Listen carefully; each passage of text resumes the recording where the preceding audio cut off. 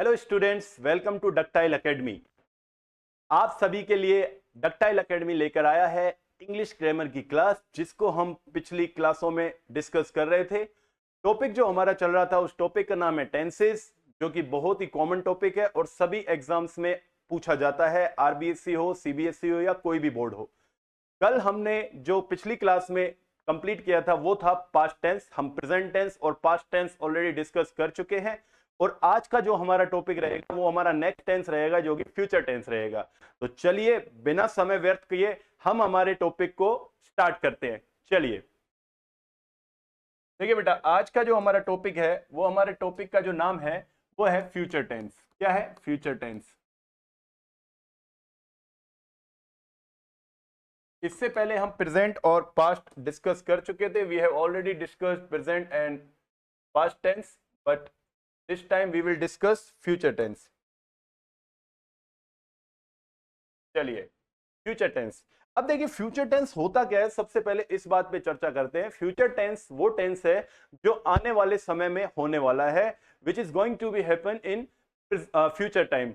यानी कि देखिए क्या है, मैंने आपसे पहले ही एक बात कही थी कि जो फ्यूचर टेंस है मॉडर्न इंग्लिश में उस टेंस को मान्यता नहीं दी गई है। मॉडर्न इंग्लिश ये कहता है कि फ्यूचर टेंस नाम का कोई टेंस होता ही नहीं है, ये एक इमेजिनरी टेंस है। अगर मैं कॉम्पिटिटिव एग्जाम की बात करूं तो कॉम्पिटिटिव एग्जाम में इस टेंस को इमेजिनरी टेंस करके और मानकर पढ़ा जाता है, बाकी इसका कोई एग्जिस्टेंस नहीं माना जाता है। लेकिन अगर मैं बात करूं बोर्ड की, चाहे वो सीबीएसई बोर्ड हो, चाहे आरबीएसई हो या कोई भी बोर्ड हो, तो उस बोर्ड में फ्यूचर टेंस को हम पढ़ते हैं। इसके ऊपर क्वेश्चंस भी आते हैं और आप किस तरह से क्वेश्चंस सोल्व करेंगे, क्या इसकी हेल्पिंग वर्ब्स होती है, इस बारे में हम आज डिटेल में पूरा वन बाय वन पढ़ेंगे। तो चलिए बिना टाइम वेस्ट किए हम स्टार्ट करते हैं फ्यूचर टेंस। एक चीज याद रखना, फ्यूचर टेंस यानी कि जिसको आप हिंदी में अगर बात करें तो इसको कहते हैं भविष्यकाल। क्या कहते हैं? भविष्यकाल। फ्यूचर टेंस को हिंदी में कहते हैं भविष्यकाल। क्या कहते हैं बेटा? भविष्यकाल हिंदी में इसको कहा जाता है।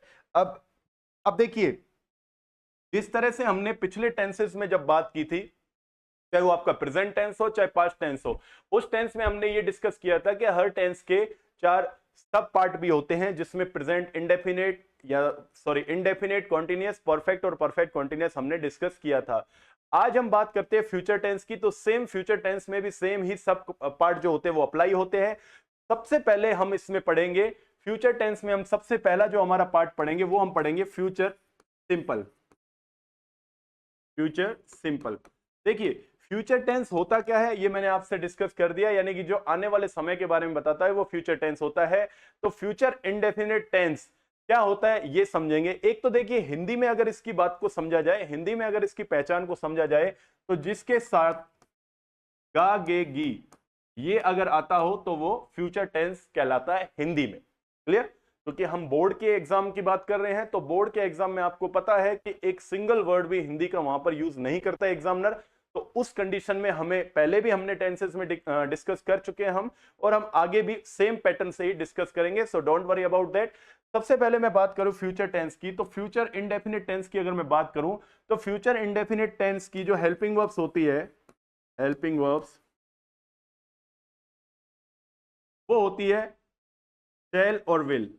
क्या होती है? शैल और विल। शैल और विल यानी कि ये एक मॉडल्स होते हैं, है ना, शैल और विल मॉडल्स होते हैं और यही इसके हेल्पिंग वर्ब के रूप में काम में ली जाती है। अच्छा, अब शैल कहां यूज होगा और विल कहां यूज होगा इसकी बात करते हैं। शैल का यूज हम करते हैं आई और वी के साथ।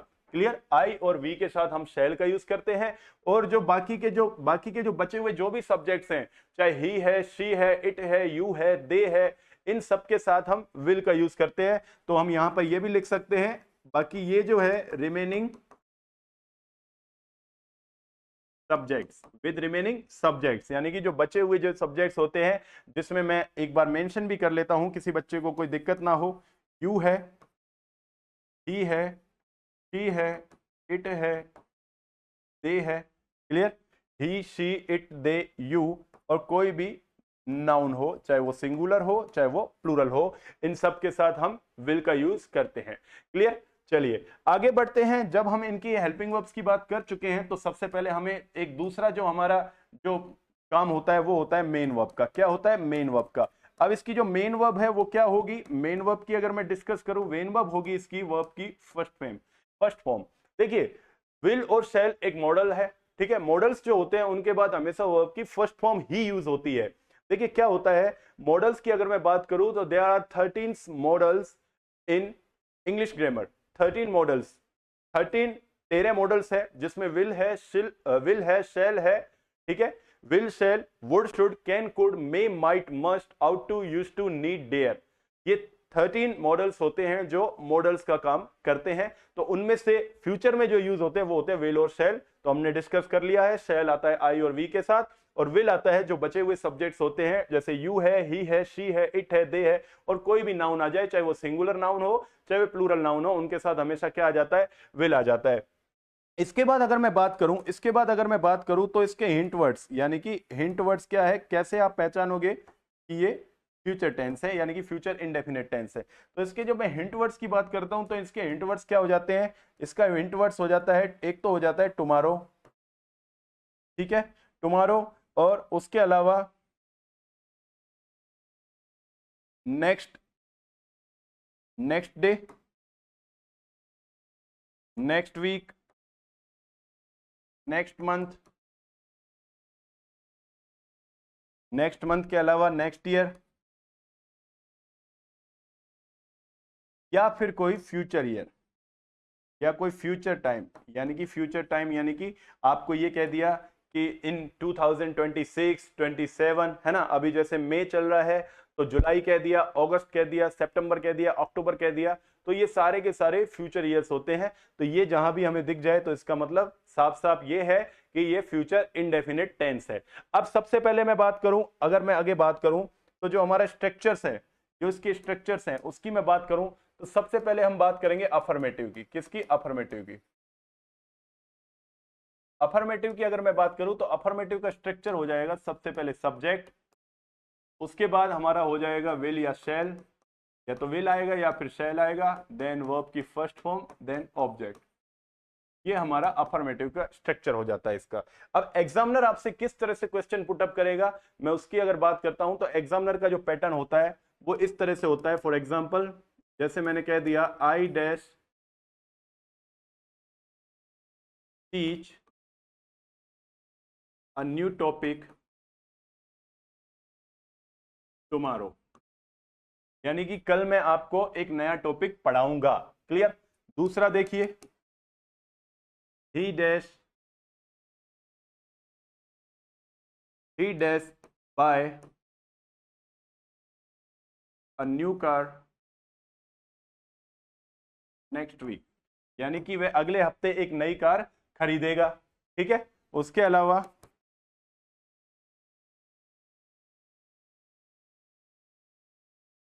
They dash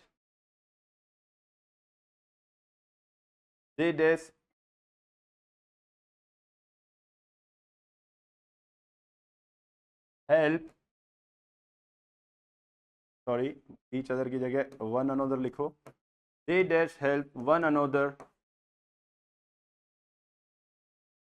in next exam.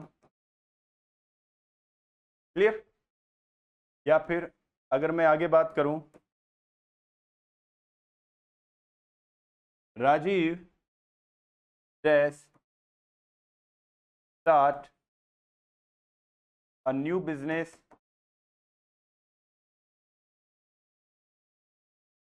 Next week. देखिए बेटा, ये सारे के सारे क्वेश्चंस है, इस तरह से क्वेश्चन एग्जामिनर आप लोगों को प्रेजेंट करेगा। यानी कि अब इसमें हमें क्या पहचान करनी है और किस तरह से भरना है उसके ऊपर बात करते हैं। तो यहां पर देखिए आपका जो रूट वर्ड्स है यानी कि जो हिंट वर्ड्स है वो टुमारो, यानी कि कल, यानी कि कल, यानी कि आने वाला कल, आने वाला कल, इसका मतलब ये फ्यूचर को डिनोट कर रहा है। किसको कर रहा है? फ्यूचर को। तो यहां पर हम समझ जाएंगे कि ये फ्यूचर इंडेफिनिट है। तो इसमें हमारी जो वर्ब दे रखी है वो दे रखी है टीच।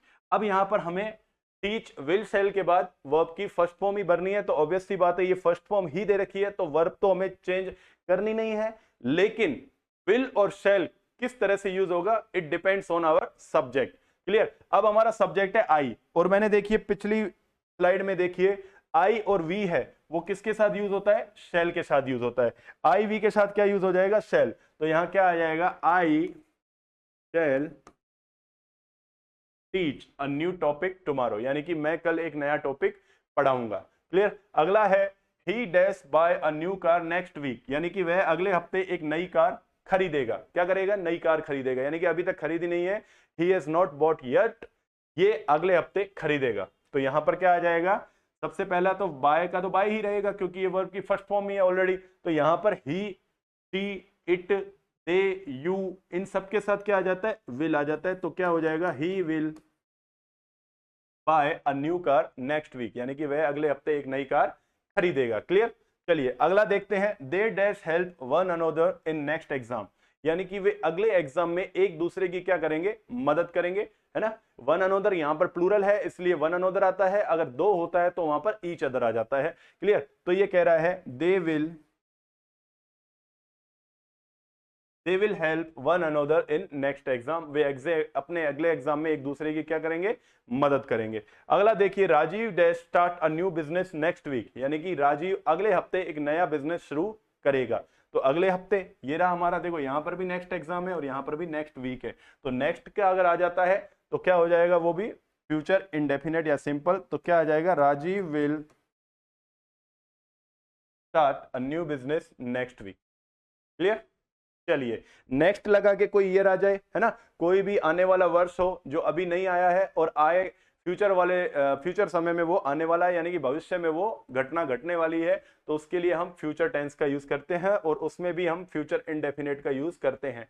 चलिए अब यहां तक आई थिंक आप किसी को कोई प्रॉब्लम नहीं होगी। एक बार सबके सब बच्चे लिख लीजिए और अगर आप चाहें तो इसका स्क्रीनशॉट भी ले सकते हैं, वीडियो को पॉज करके भी देख सकते हैं और आपको पीडीएफ के रूप में सारे के सारे जो नोट्स हैं वो आपको ऐप के ऊपर ही अवेलेबल हो जाएंगे।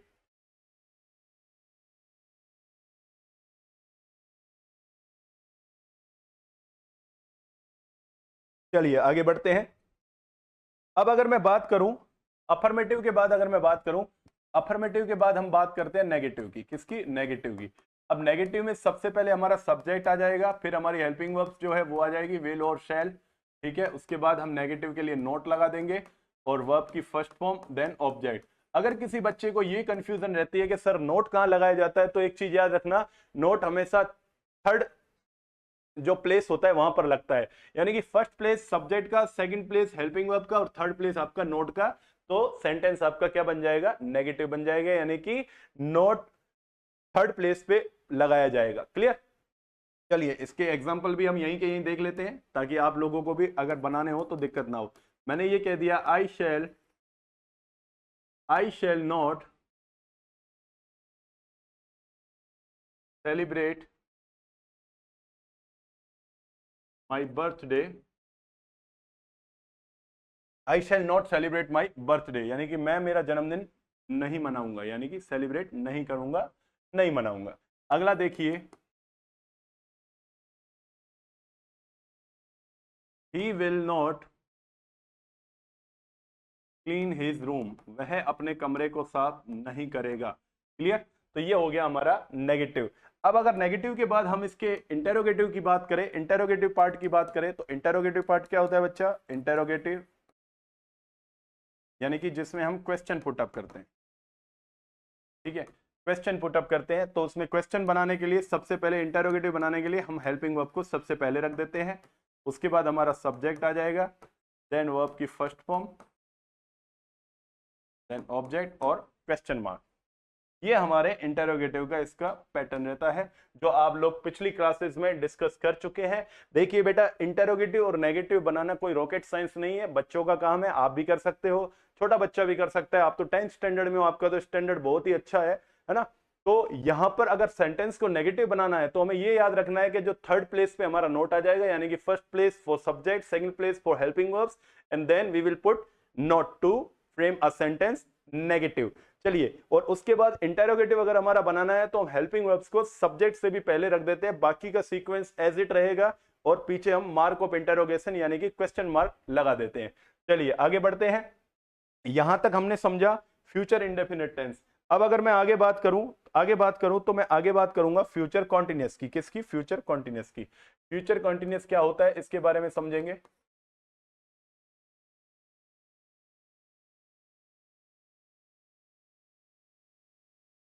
फ्यूचर कंटिन्यूअस टेंस की अगर मैं बात करूं फ्यूचर कंटिन्यूस टेंस। अब सबसे पहले तो हम ये देखेंगे फ्यूचर कंटिन्यूस होता क्या है। देखिए कंटिन्यूस मतलब रहा रही रहे तो आएंगे ही आएंगे, तो इसमें हो जाएगा रहा होगा,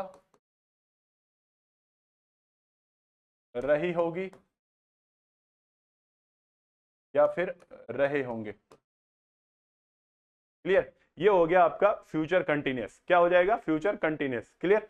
चलिए अब आगे बढ़ते हैं। फ्यूचर कंटिन्यूस की सबसे पहले अगर मैं बात करूं, सबसे पहले बच्चा इसकी हेल्पिंग वर्ब्स की बात करेंगे हम। क्या बात कर जाएंगे? Helping verbs. देखिए एक चीज आप लोगों को दिमाग में बिठा लेनी है, कोई भी फ्यूचर का टेंस हो विल शैल तो आना ही आना है। क्लियर। उसके बाद जो ऐड होगा वो हम और डिस्कस कर लेते हैं। हेल्पिंग वर्ब्स होती है इसकी विल बी या शैल बी, यानी कि ये इसकी हेल्पिंग वर्ब्स है, विल बी या शैल बी। दोनों में से एक, विल और शैल का यूज किस प्रकार से करना है वो अभी हम डिस्कस कर चुके हैं, उसमें आपको प्रॉब्लम नहीं होनी चाहिए।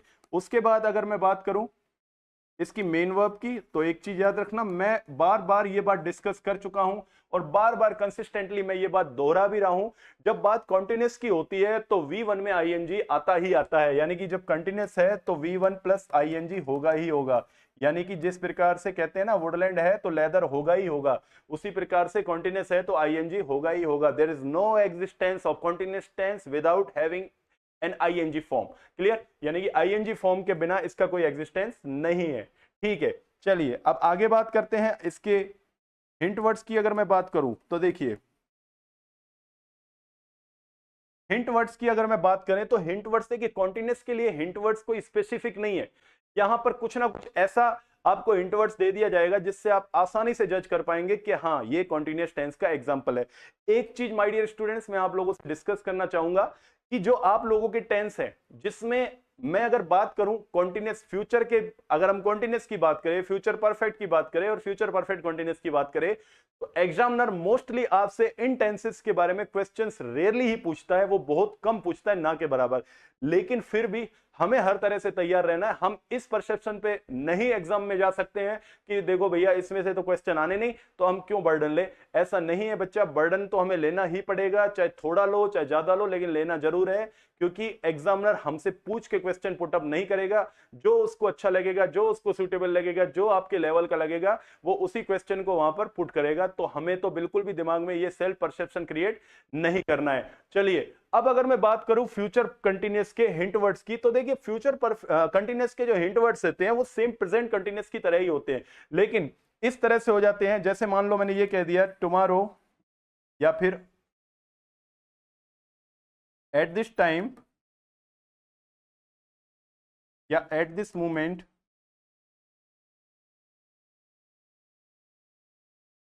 Then future time. यानी कि वो आपको एट दिस टाइम और एट दिस मोमेंट लिखा हुआ दिखा देगा और साथ में कोई ना कोई फ्यूचर का टाइम भी होगा जो आपको ये डिनोट करेगा कि ये फ्यूचर कॉन्टिन्यूस टेंस है। Clear, is it right? अब किस तरह से सेंटेंस वो दे सकता है हम उसके ऊपर बात करते हैं। देखिए अब सबसे पहले अगर मैं बात करूं इसके स्ट्रक्चर की, तो हमने स्ट्रक्चर हर किसी का समझा है तो हम इसको कैसे छोड़ सकते हैं, है ना, we can not leave it. चलिए अफर्मेटिव का स्ट्रक्चर होता है, सबसे पहले आ जाएगा सब्जेक्ट, उसके बाद आपका विल और शैल जो कि हेल्पिंग वर्ब है, और इसके साथ एक और वर्ड जुड़ा हुआ है बी, देन वर्ब की फर्स्ट फॉर्म में आईएनजी और देन ऑब्जेक्ट। ये हमारा इसका स्ट्रक्चर हो जाएगा जो आप लोगों ने पहले भी डिस्कस किया था हम लोगों ने आपसे। अच्छा इसमें एग्जाम्पल किस तरह से आएगा, जैसे मान लो मैंने ये कह दिया, मान लो मैंने ये कह दिया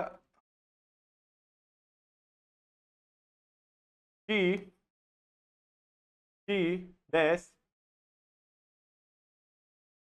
enjoy Sunday eight this time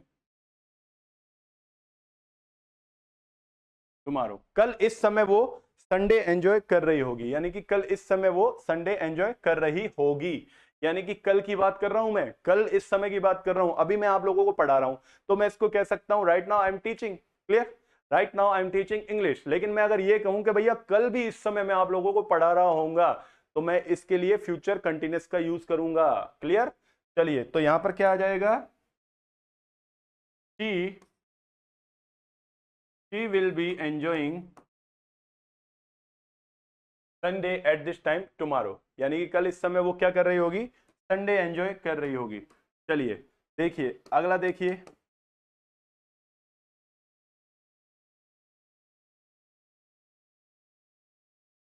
Hitesh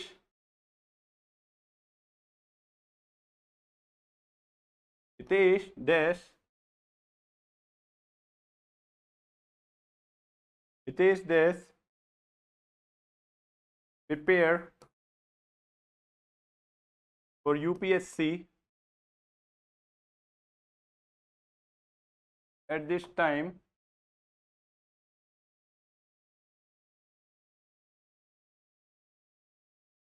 next month। यानी कि अगले महीने इस समय हितेश किसके लिए तैयारी कर रहा होगा?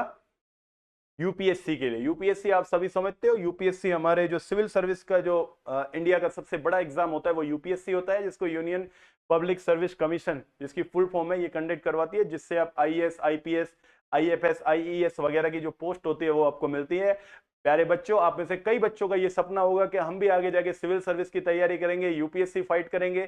तो आप सभी उसके लिए, आप सभी को मैं एडवांस में शुभकामनाएं देता हूं, जरूर कीजिएगा, बहुत ही अच्छी चीज है ना। आप ही देश के आने वाले भविष्य हैं। तो इसकी मैं बात करूं, Hitesh dash prepare for UPSC eight this time, sorry time यहां पर 2 बार लिख दिया मैंने, इसको हटा देता हूं एक बार, at this time next month, यानी कि इस समय, अगले महीने इस समय हितेश क्या कर रहा होगा? यूपीएससी की तैयारी कर रहा होगा। तो क्या आ जाएगा यहां पर? कलर चेंज कर देते हैं इसका, ये लीजिए, Hitesh will be preparing for UPSC at this time next month। यानी कि अगले महीने इस समय हितेश क्या कर रहा होगा? यूपीएससी की तैयारी कर रहा होगा। देखिए फ्यूचर कंटिन्यूअस का टेंस जो है, उस टेंस के क्वेश्चन आपसे बहुत ही रेयर पूछे जाते हैं। चलिए आगे बढ़ते हैं। अब अगर मैं बात करूं इसके नेगेटिव की, अगर मैं इसके नेगेटिव की बात करूं तो नेगेटिव में क्या आता है ये समझना है आपको। नेगेटिव, नेगेटिव किस तरह से हो जाएंगे ये समझना है। देखिए सब्जेक्ट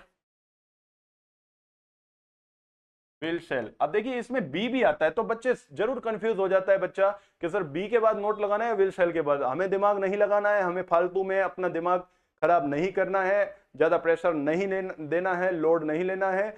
विल शेल का यूज जहां पर हो जाए उसके बाद, यानी कि हेल्पिंग वर्ब्स के तुरंत बाद ही आपको नोट लगाना है, या फिर आप दिमाग में ये फिट कर दीजिए जो नोट आएगा वो थर्ड प्लेस पे आएगा। तो यहां पर थर्ड प्लेस क्या है हमारा? ये नोट का है, ठीक है। उसके बाद हम बी लगा के, और जो हमारी V1 में ING, sorry V1 ING object, ठीक है।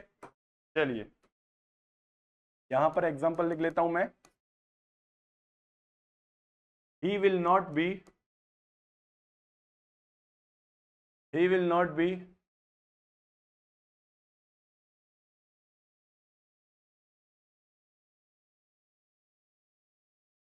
वर्किंग हार्ड, वह हार्ड वर्क नहीं कर रहा होगा। या फिर माई फ्रेंड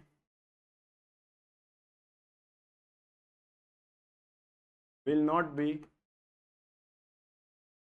कमिंग, मेरा दोस्त नहीं आ रहा होगा। यह आ गया हमारा नेगेटिव का। अब अगर मैं बात करूं इंटेरोगेटिव की,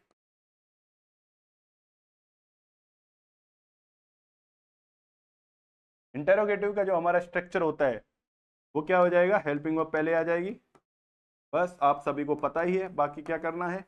यहां तक पहुंचते पहुंचते हमने काफी नेगेटिव और इंटेरोगेटिव बनाए हैं, जिससे आपके कॉन्सेप्ट आई थिंक सारे क्लियर हो चुके होंगे, I hope.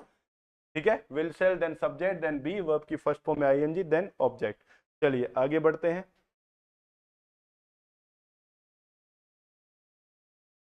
Will Mohan, will Mohan be, will Mohan be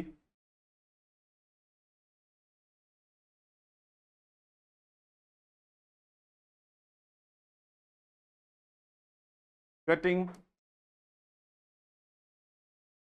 the trees, क्या मोहन पेड़ों को काट रहा होगा? गलत बात है, पेड़ों को नहीं काटना चाहिए, है ना। क्या मोहन पेड़ों को काट रहा होगा? हम किसी भी इस बात को बिल्कुल ये एक्सेप्टेबल नहीं है। This is only for example, please don't take it personal, clear, this is only for example. Will, will Rahul, will Rahul be waiting for his friend, क्या राहुल अपने दोस्त के लिए इंतजार कर रहा होगा? तो ये हो गया आपका फ्यूचर कंटिन्यूअस टेंस। क्लियर? क्या हो गया? Future continuous. My dear students, future continuous tense हमने कंप्लीट कर लिया है। इसमें से क्वेश्चन बहुत रेयर पूछे जाते हैं। आपकी स्क्रीन पर है, स्क्रीनशॉट ले सकते हो या फिर इसको पोस्ट करके भी लिख सकते हो।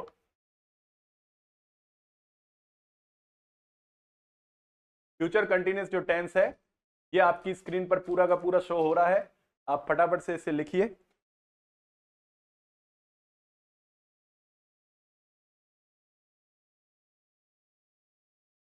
चलिए आगे बढ़ते हैं।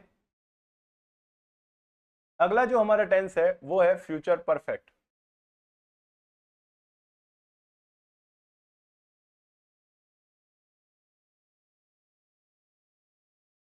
देखिए फ्यूचर परफेक्ट क्या होता है, सबसे पहले ये समझना है। फ्यूचर परफेक्ट में एक तो सबसे पहली बात यह है कि जब परफेक्ट टेंस की बात हो जाती है, जब परफेक्ट की बात हो जाती है तो चुका, चुकी, चुके, ये तो होता ही होता है। लेकिन यहां हो जाएगा चुका होगा, चुकी होगी,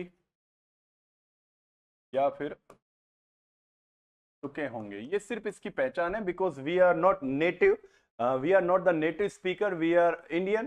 सो हमें हिंदी से इंग्लिश ट्रांसलेशन की भी आवश्यकता होती है, तो उस कॉन्सेप्ट को क्लियर करने के लिए आपको सिर्फ ये लिखवाया जा रहा है।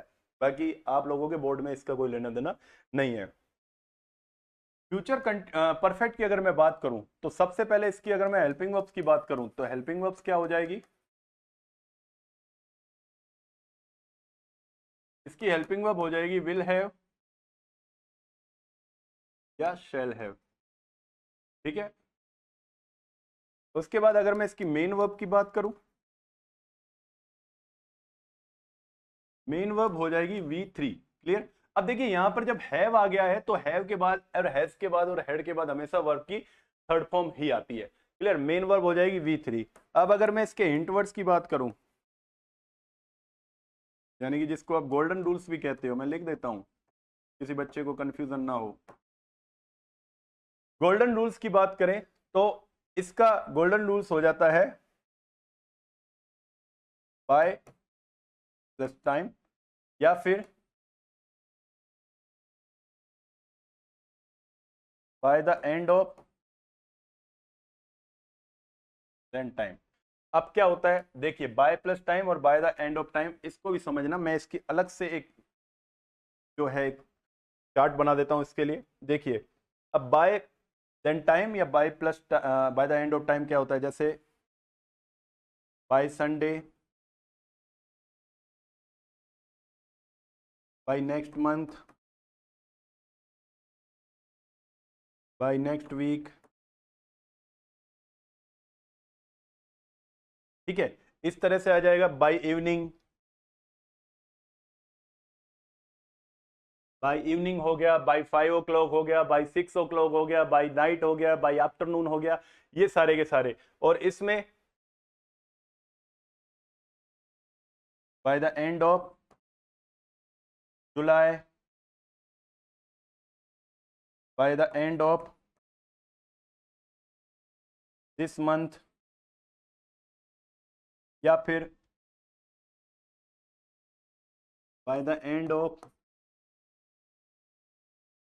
दिस ईयर, या by the end of 2025, by the end of this class, by the end of this day, है ना, या by the end of today. इस तरह से ये सारे के सारे आपके फ्यूचर परफेक्ट को डिनोट करते हैं। एक बार देख लीजिएगा, आपकी स्क्रीन पर है ना, आप स्क्रीनशॉट ले सकते हैं ताकि हम आगे बढ़े। अगर बच्चा नोट्स बना रहा है तो वीडियो को पॉज करके आराम से नोट्स बना सकते हो। मैं इसीलिए स्लाइड लिखने के बाद मैं पीछे हो जाता हूं, थोड़ा सा साइड में हो जाता हूं, ताकि आप लोगों को प्रॉब्लम ना हो। क्लियर? चलिए, आई होप आप सबने कर लिया होगा। आगे बढ़ते हैं इसके सेंटेंसेस की तरफ। किस तरफ से एग्जामिनर किस तरह से सेंटेंस पूछेगा। सबसे पहले हम बात करेंगे अफर्मेटिव की। अफर्मेटिव की अगर मैं बात करूं तो सबसे पहले हमारा सब्जेक्ट आ जाएगा, फिर विल या शैल, देन हैव, वर्ब की third form, then object. Structure तो बेटा यही रहेगा। क्लियर? अब आपसे सेंटेंस इस तरह से पूछेगा, Ramesh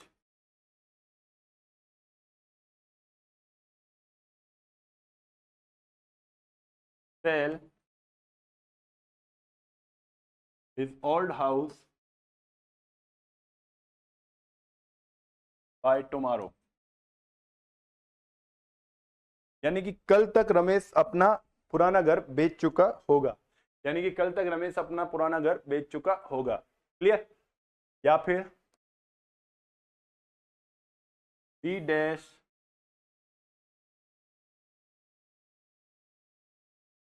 complete this topic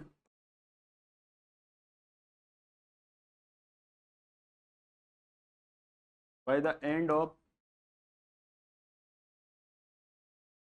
this class। यानी कि इस क्लास के समाप्त होने तक हम हमारा टॉपिक कंप्लीट कर चुके होंगे। अब यहां पर देखिए हिंट वर्ड्स क्या है, by tomorrow, by plus time. Clear? By tomorrow यानी कि फ्यूचर में कोई काम कंप्लीट हो चुका होगा। प्रेजेंट परफेक्ट में हमने पढ़ा प्रेजेंट में कोई काम कंप्लीट हो चुका होगा, पास्ट में हमने पढ़ा पास्ट में कोई काम कंप्लीट हो चुका था, और फ्यूचर में हम ये पढ़ रहे हैं कि आने वाले समय में कोई काम कंप्लीट हो चुका होगा, तो ये फ्यूचर आपका परफेक्ट होगा। तो यहां पर हम क्या भर देंगे, Ramesh will have sold his old house by tomorrow, यानी कि रमेश कल तक अपना पुराना घर बेच चुका होगा। क्लियर? अगला देखिए, we dash complete this topic by the end of this class. इस क्लास के अंत तक हम हमारा टॉपिक कंप्लीट कर चुके होंगे, तो क्या हो जाएगा, we shall have completed this topic by the end of this class, यानी कि इस क्लास के अंत तक हम हमारा टॉपिक कंप्लीट कर चुके होंगे। या फिर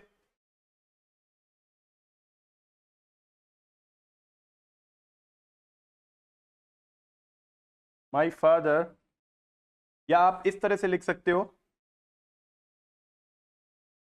we dash pass the board exam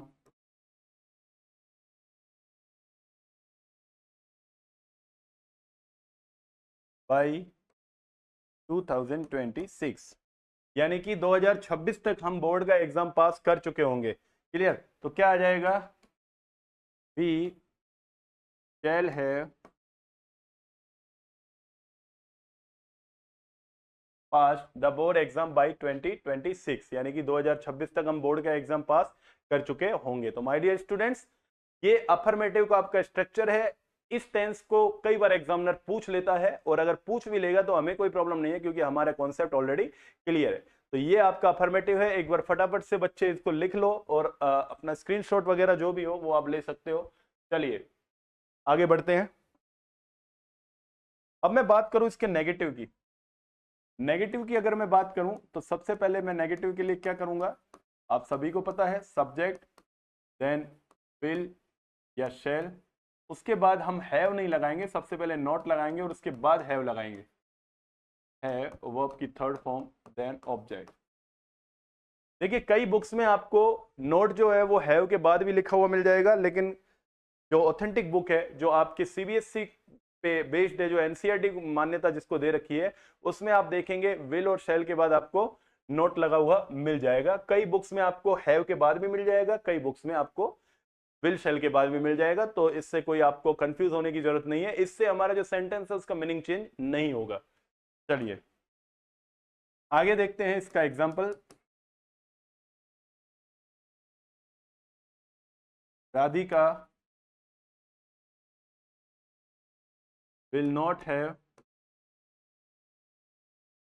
Radhika will not have performed, यानी कि राधिका परफॉर्म नहीं कर चुकी होगी, यानी कि राधिका ने परफॉर्म नहीं किया होगा। ठीक है, उसके अलावा मैं देखता हूं दूसरा अपन लेते हैं,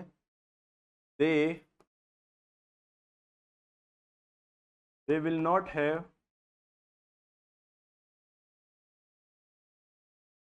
gone to visit, they will not have gone to visit the zoo, यानी कि वो चिड़ियाघर देखने के लिए नहीं गए होंगे। क्लियर? यहां पे हो गया आपका पूरा का पूरा नेगेटिव। अगली बात करते हैं हम इंटेरोगेटिव की। इंटेरोगेटिव में अगर मैं बात करूं, इंटेरोगेटिव में सबसे पहले हमारी हेल्पिंग वर्ब जुड़ जाएगी, हेल्पिंग वर्ब के तुरंत बाद हमारा सब्जेक्ट लगेगा, सब्जेक्ट के उसके बाद हम लगाएंगे हैव, देन हम लगाएंगे वर्ब की थर्ड फॉर्म, देन हम लगाएंगे ऑब्जेक्ट।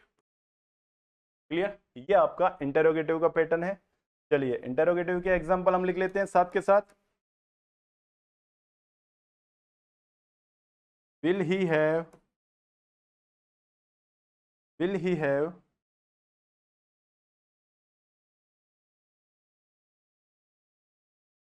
अरेंज्ड ए पार्टी, क्या वह एक पार्टी अरेंज कर चुका होगा? क्लियर? क्या वह एक पार्टी अरेंज कर चुका होगा? चलिए will he have arrange a party. चलिए आगे देखिए, shall we have, shall we have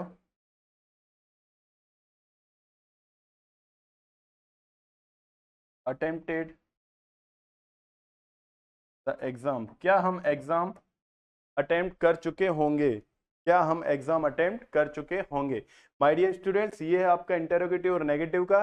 फटाफट से इसको लिख लीजिए या फिर आप इसका स्क्रीनशॉट या वीडियो पोस्ट करके भी देख सकते हैं। चलिए हम आगे बढ़ते हैं अगले टेंस की तरफ, और जो हमारा लास्ट टेंस है जिसका नाम है फ्यूचर परफेक्ट कॉन्टिन्यूअस। क्या है? फ्यूचर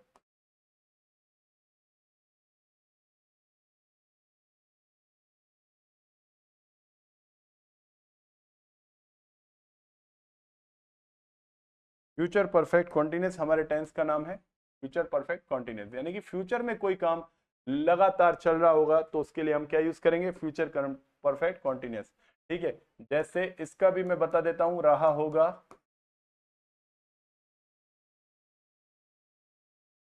रही होगी, या रहे होंगे, देन टाइम, कोई फ्यूचर टाइम। ठीक है, फ्यूचर टाइम, टाइम तो उनमें भी आता है लेकिन इसमें फ्यूचर का टाइम कोई आएगा। ठीक है, ये इसका फॉर्मेशन हो जाएगा। अब मैं बात करता हूं इसके हेल्पिंग वर्ब्स की।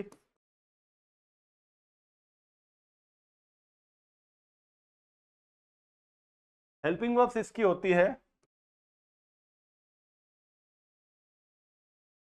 विल हैव बीन और shall have been, will have been और शैल हैव बीन। इसकी मेन वर्ब अगर मैं बात करूं तो मैंने आपसे पहले ही कह दिया था कि मेन वर्ब कंटिन्यूअस है तो V1 में आईएनजी होगा ही होगा, इसमें कोई किंतु परंतु नहीं है। क्लियर? अब इसकी मैं हिंट वर्ड्स की बात करूं,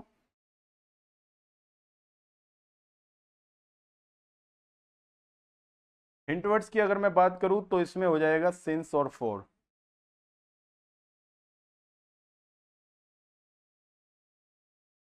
अब आप कहोगे कि सर सिंस और फोर, तीनों में ही सिंस और फोर चल रहा है, ये तो हमको दिक्कत कर सकता है। देखो प्रेजेंट की और पास्ट की जो कंफ्यूजन है वो मैं आपकी दूर कर चुका हूं। प्रेजेंट ओनली अकेला आएगा और पास्ट किसी ना किसी पास्ट टाइम को डिनोट करता हुआ आएगा, उसी तरह फ्यूचर में भी कोई ना कोई फ्यूचर का टाइम आपको डिनोट कर रखा होगा। It will help you to solve the question. चलिए आगे देखते हैं किस तरह से आएगा। ये देखिए, ये इसके हेल्पिंग वर्ब्स से मेन वर्ब्स और ये हिंट वर्ड्स, ये मैंने लिख दिए आपके सामने। आगे बढ़ते हैं, किस तरह से सेंटेंस का फॉर्मेशन होगा, क्या इसका स्ट्रक्चर होगा, किस तरह से एग्जामिनर क्वेश्चन पूछ सकता है, क्या चांसेस हैं पूछने के। देखिए सबसे पहले आ जाता है सब्जेक्ट, उसके बाद will, shall, then have, then been, verb की फर्स्ट फॉर्म में आईएनजी, देन ऑब्जेक्ट, के बाद सिंस या फॉर, और लास्ट में सबसे आ जाता है आपका टाइम। क्लियर? अब क्वेश्चन देखते हैं। जैसे मान लो मैंने ये कह दिया next year we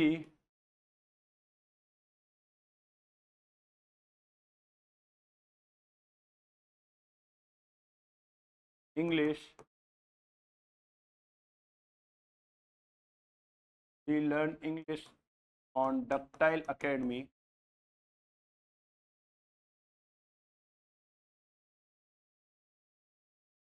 for 1 year। यानी कि अगले वर्ष हम डक्टाइल एकेडमी पर 1 साल से इंग्लिश सीख रहे होंगे। यानी कि अगले साल की बात कर रहा है वो, अभी की बात नहीं कर रहा है। अगले साल वो क्या कर रहे होंगे, डक्टाइल एकेडमी पर 1 साल से इंग्लिश सीख रहे होंगे। ठीक है, अब अगली बात देखो, मैं दूसरा एक क्वेश्चन और लिख लेता हूं आपके सामने।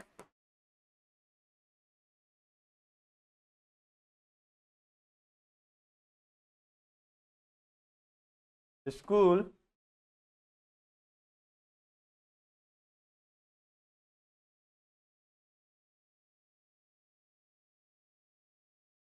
The school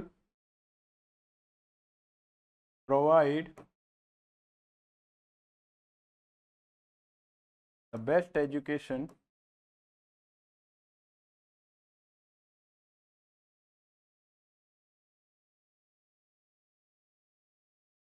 the best education since 2025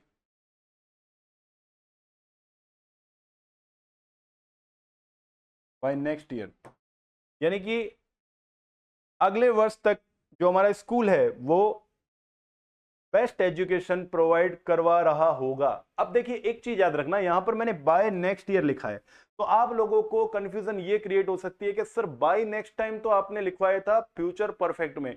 बिल्कुल लिखवाया था माय डियर स्टूडेंट्स, लेकिन आपकी कंफ्यूजन को दूर करने का एकमात्र सॉल्यूशन ये है। आपकी कंफ्यूजन कैसे दूर होगी, यहां पर देखिए, यहां पर आ गया सिंस, ये हिंट वर्ड से हमारा, हमें इसे पकड़ना है। किसको पकड़ना है, इसे पकड़ना है। ये देखिए यहां पर आ गया फोर, और फोर के बाद क्या दे रखा है, टाइम। सिंस के बाद क्या दे रखा है, टाइम। तो यहां पर सिंस और फोर आ जाए तो समझ जाना कि ये फ्यूचर परफेक्ट, सॉरी, सिंस और फोर देखते ही तो आपको ये समझ में आ जाएगा ये कोई ना कोई परफेक्ट कंटीन्यूअस टेंस है। अब प्रेजेंट परफेक्ट कंटीन्यूअस होगा तो वो सिंपल सा लिखा हुआ मिलेगा। पास्ट परफेक्ट कंटीन्यूअस होगा तो उसमें कोई ना कोई पास्ट का कोई क्लोज एक और ऐड किया हुआ मिलेगा आपको। और फ्यूचर परफेक्ट होगा तो कोई ना कोई फ्यूचर का टाइम वहां पर डिनोट हो रहा होगा, जिससे you will be able to identify the tense. Clear. अब यहां पर क्या आ रहा है, बाय नेक्स्ट ईयर, यानी कि अगले वर्ष, अगले वर्ष। क्लियर। अब यहां पर सिंस आ गया तो समझ जाना कि अगले साल, यानी कि फ्यूचर परफेक्ट कंटीन्यूअस की बात कर रहा है। क्लियर। ऊपर वाला देखिए, next year we dash learn English on Ductile Academy for 1 year, यानी कि हम अगले साल हम डक्टाइल एकेडमी पर 1 साल से इंग्लिश सीख रहे होंगे। तो यहां फोर आ गया, और फोर के बाद क्या दे रखा है, टाइम दे रखा है। तो इसमें क्या हो जाएगा, we shall have been learning English on Ductile Academy for 1 year. अगला है the school dash provide the best education since 2025 by next year. अगले वर्ष तक स्कूल जो है 2025 से ही अगले जो बेस्ट एजुकेशन है वो प्रोवाइड करवा रहा होगा। तो क्या आ जाएगा यहां पर, विल हैव बीन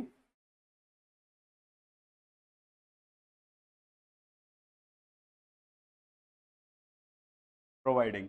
तो बिल्कुल भी यहां पर आप लोगों को कंफ्यूज होने की जरूरत नहीं है ना। There is no need to be confuse. हम आप लोगों के सारे कॉन्सेप्ट एक एक करके क्लियर करवा भी रहे हैं, और जो आपके क्वेश्चंस जो हम आपको सोल्व करवाएंगे उसमें आपके कॉन्सेप्ट और भी अच्छे से क्लियर हो जाएंगे। तो डोंट वरी अबाउट दैट। तो ये है हमारा फ्यूचर परफेक्ट कंटिन्यूअस। चलिए इसको फटाफट से लिख लीजिए, या इसका स्क्रीनशॉट वगैरह जो भी आप लेना चाहें ले सकते हैं। मैं आगे बढ़ता हूं इसके नेगेटिव की तरफ। किसकी तरफ, नेगेटिव की तरफ।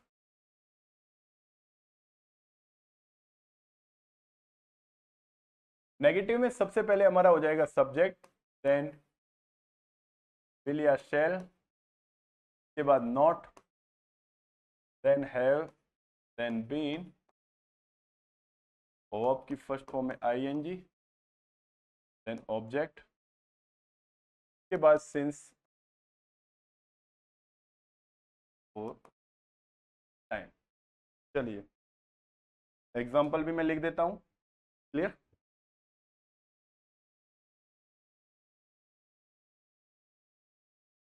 My father will not have been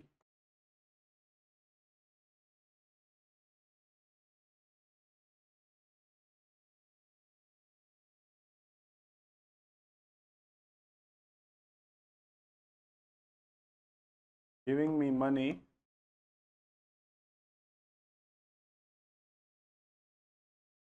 for 2 months. यानी कि मेरे पापा मुझे 2 महीने से पैसे नहीं दे रहे होंगे। या फिर he will not have been,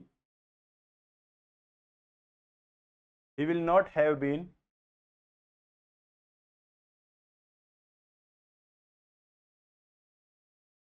protecting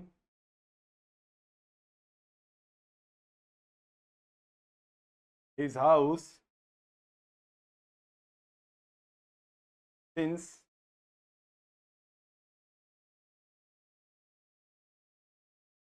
February।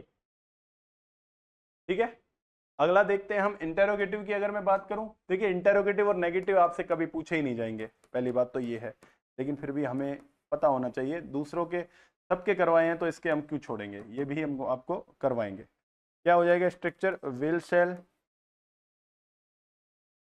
Then subject, then have, then been,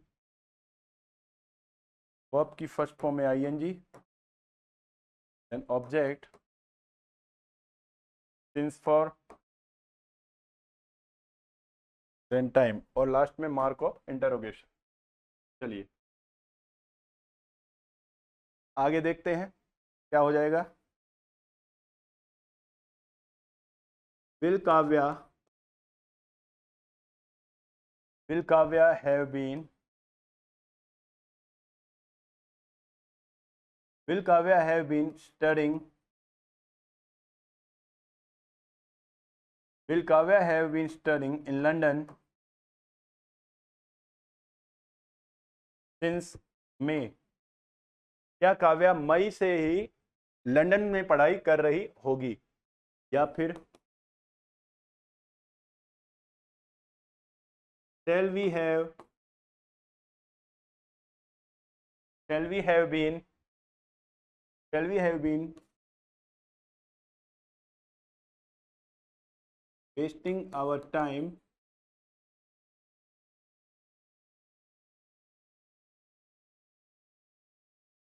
for 2 hours? क्या हम 2 घंटे से हमारा समय बर्बाद कर रहे होंगे? देख लीजिए my dear students, future perfect continuous में हमने अफर्मेटिव समझा, उसके हिंट वर्ड समझे, किस तरह से क्वेश्चन आएगा वो समझा, और उसके बाद हमने नेगेटिव और इंटरोगेटिव के बारे में समझा। तो आज का जो आपका टॉपिक था फ्यूचर टेंस, ये कंप्लीट हुआ, और फ्यूचर टेंस के साथ साथ हमने पूरे के पूरे टेंसेस है वो डिटेल में पढ़े और उनको कंप्लीट किया। अब एक थोड़ी सी इंपॉर्टेंट इंफॉर्मेशन है जो मैं आपके साथ शेयर करना चाहता हूं, तो बने रहिएगा। देखिए सबसे पहले मैं आपसे ये बात करना चाहूंगा कि एग्जामिनर का जो फेवरेट क्वेश्चंस जो बनता है, यानी कि जो मोस्ट इंपोर्टेंट टेंस जिसको हम कह सकते हैं, वो कहां से एग्जामिनर आपको क्वेश्चन दे सकता है। एग्जामिनर सबसे पहले आपको इस टेंस से क्वेश्चन जरूर देगा, प्रेजेंट सिंपल, जिसको आप इंडेफिनिट कहते हो। ठीक है, यहां से क्वेश्चन बनने के चांसेस पूरे पूरे हैं, इसको मैं लिख देता हूं इंपोर्टेंट फैक्ट्स। ठीक है, दूसरा अगर मैं बात करूं इसके अलावा, वो आपको प्रेजेंट कंटिन्यूअस का दे सकता है, इसके अलावा प्रेजेंट परफेक्ट और प्रेजेंट परफेक्ट कंटिन्यूअस। तो यानी कि प्रेजेंट के जो चारों हैं ये तो मोस्ट इंपोर्टेंट है, इसमें से क्वेश्चन आता ही आता है, आरबीएससी हो चाहे सीबीएसई हो, इसमें से तो वो क्वेश्चन पूछेगा ही पूछेगा। इसके अलावा वो क्वेश्चन आपको देने के चांसेस पूरे पूरे होते हैं। मैं अलग पेन से लिख देता हूं, पास्ट सिंपल का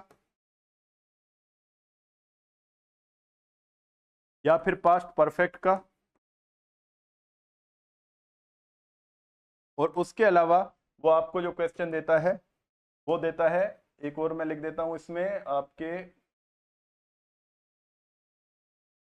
फ्यूचर सिंपल।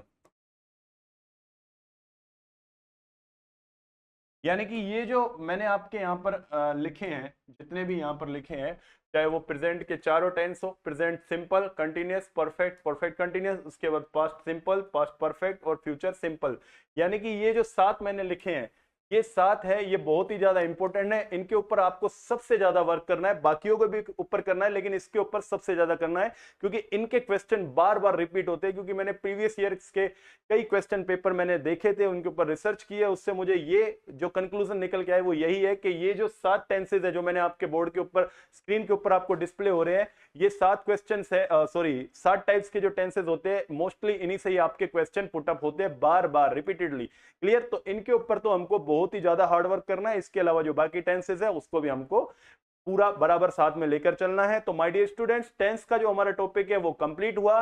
नेक्स्ट क्लास में हम आपके लिए लेकर आएंगे इंग्लिश ग्रामर का एक और टॉपिक, और उसके अलावा हम आपके लिए लेकर आएंगे क्वेश्चन जो पेपर होता है वो किस तरह से आता है, उसके लिए एक प्रैक्टिस पेपर लेकर आएंगे जिसको हम आपको सोल्व करवाएंगे। क्लियर? तो तब तक के लिए थैंक यू सो मच और have a nice day, take care, bye bye.